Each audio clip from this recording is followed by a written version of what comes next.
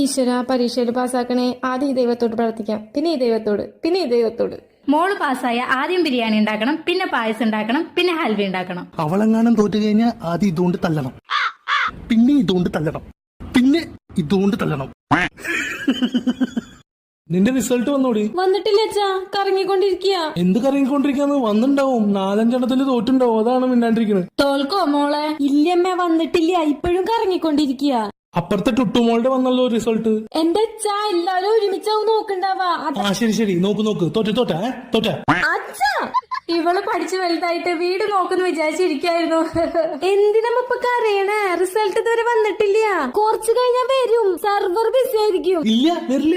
എങ്ങനെ വരാനാ? ജയിച്ചു കഴിഞ്ഞാലേ വരുള്ളൂ. തോറ്റു കഴിഞ്ഞാൽ എങ്ങനെ വന്ന് തൊലയാനാ? ഒന്നും മിണ്ടാതിരിക്കണ്ട അച്ഛാ.